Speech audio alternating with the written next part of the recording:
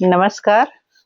और मैं अभी खाना वाना खा करके बैठी थी। ठंडी बहुत ज्यादा बढ़ गई है यहाँ पे। तो बैठी थी तो एक कहानी मेरे को याद आया जो हम लोग प्राइमरी में जब पढ़ते थे तो हम लोग को पाठ्य पुस्तक में था गिलहरी और कौवा के बारे में। तो मेरे को याद आ गया तो मैं सोची कि इस कहानी को मैं रिकॉर्ड कर लूं, बच्चे लोग को सुनाऊंगी स्कूल में जा करके। तो आप लोग भी सुनिए कैसा लगता है। एक गिलहरी थी और एक कौवा था, दोनों में बहुत मित्रता थे। तो गिलहरी बोली कि चलो कौवा भैया, चलो हम लोग खेती करते हैं। तो कौवा बोला हाँ हाँ ठीक है, चलो खेती करेंगे हम लोग।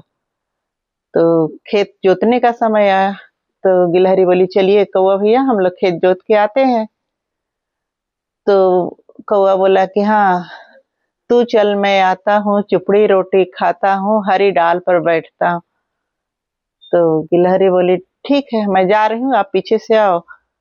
और गिलहरी गई, अपना पूरा खेत जोताई, उसमें बीज डाल आई। फिर कौवा नहीं गया क्योंकि कौवा तो आलसी था। उसके बाद अब बीज डाल आई, फिर उसके बाद धीरे धीरे बीज को, खेत को सींचती थी, वो करती थी, सब कुछ काम कर ली। जब खेत काटने का समय आया तो बोली गिलहरी की भाई चलो, मैं तो इतना मेहनत कर ली हूँ और आज फसल तैयार है गेहूं की, चलो काटते हैं। अब भाई काटने में तो मदद कर दो तुम। तो फिर कौवा बोला हाँ तू चल, मैं आता हूँ, चुपड़ी रोटी खाता हूँ, ठंडा पानी पीता हूँ और हरी डाल पर बैठा हूँ। तो गिलहरी बोली कि ठीक है मैं जा रही हूँ, पीछे से आना। गिलहरी गई, पूरा खेत काट ली, अपना सब गेहूं को इकट्ठा बोझ बांध के रख ली। लेकिन कौवा नहीं गया। कौवा नहीं गया, फिर गिलहरी आई, बोली कि चलो अब तो भाई मैं गेहूं को काट भी ली हूँ और बोझ भी बांध ली हूँ, लेकिन अब उसको वो कटवाना है, मतलब उसमें से अनाज को निकलवाना है। तो कौवा फिर वैसे ही बहाना बना दिया। उसके बाद गिलहरी बोली कि चलो अब तो बंटवा लेते हैं अपना अपना, क्योंकि हम दोनों मिल करके खेती किए हैं, तो चलो अनाज को तो बंटवा लेते हैं। तो कौवा बोला फिर वही उसका आलाप, एक ही राग अलापता था, तू चल मैं आता हूँ, चुपड़ी रोटी खाता हूँ, ठंडा पानी पीता हूँ, हरी डाल पर बैठता।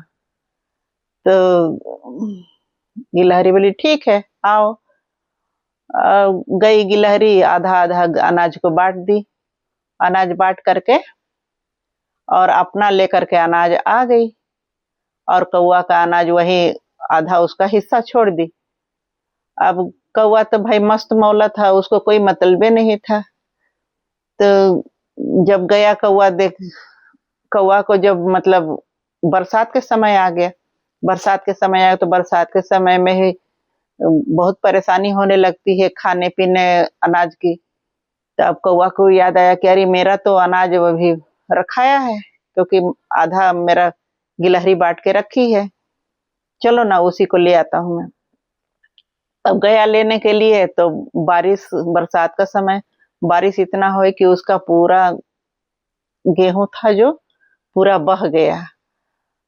तो इस कहानी से यही शिक्षा मिलती है कि जो लोग आलसपना करते हैं, आज के काम को कल पे टाल देते हैं, परसों पे टाल देते हैं, करते नहीं है, नहीं अभी नहीं करूंगा, अभी नहीं करूंगा, तो उसके साथ में तो यही होता है कि जो समय, जो हाथ में आया हुआ भी चीज रहता है वो भी निकल जाता है। तो जो समय के साथ नहीं चलते हैं उन लोगों के साथ में ऐसे ही होता है। तो इस कहानी से यही शिक्षा मिलती है कि हम समय पर काम करें, मेहनत करें, और मेहनत का फल हमेशा मीठा होता है।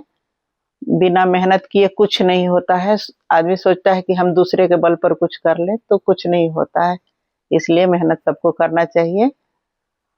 आलसपन त्याग करके अपना मेहनत करो, कमाओ खाओ।